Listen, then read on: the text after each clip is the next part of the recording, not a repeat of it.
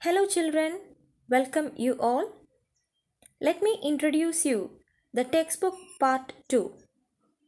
This part include 3 chapters: compounds of nonmetals, nomenclature of organic compounds and isomerism, chemical reactions of organic compounds.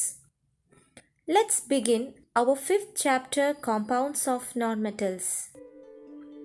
There are various chemicals which play a key role in the agriculture and industrial sector. You may have heard about sulfuric acid, known as king of chemicals. Sulfuric acid, one of the important compounds of nonmetal, used as a raw material in almost all industries. Ammonia, another important raw material for the production of nitrogenous fertilizers. So let's familiarize the methods of production and properties of some of the nonmetals in this unit.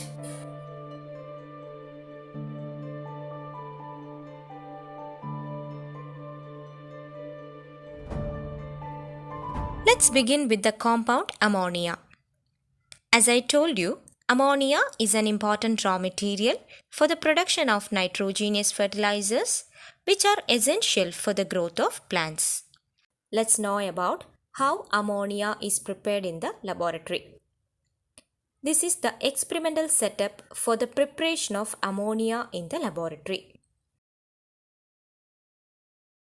For that, we need calcium hydroxide and ammonium chloride. These chemicals are taken in a hard glass tube. A drying tower containing quicklime calcium oxide is taken. An inverted gas jar is used for collecting the ammonia gas. Now see, ammonium chloride and calcium hydroxide are strongly heated. Did you see the water molecule as a product? The resultant ammonia gas is passed through the drying tower containing quicklime. Do you know what is the reason? In order to remove the moisture content present in it, the gas is passed through quicklime. Here the quicklime acts as a drying agent. Drying agent are substances which remove the moisture present in it.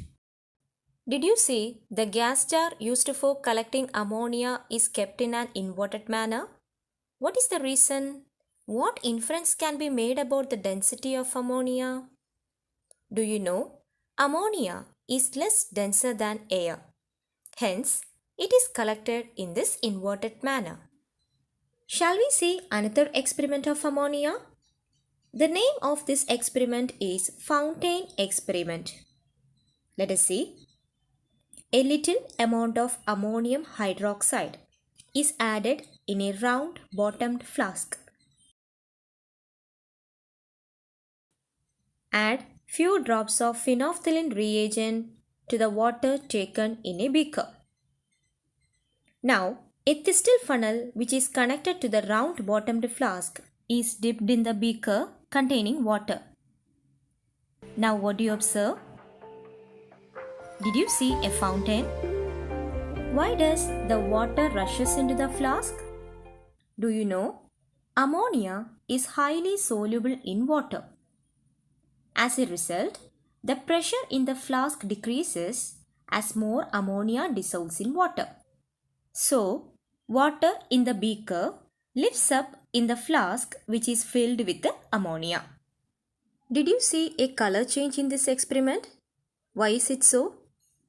The ammonium hydroxide formed by dissolving ammonia in water is an alkali.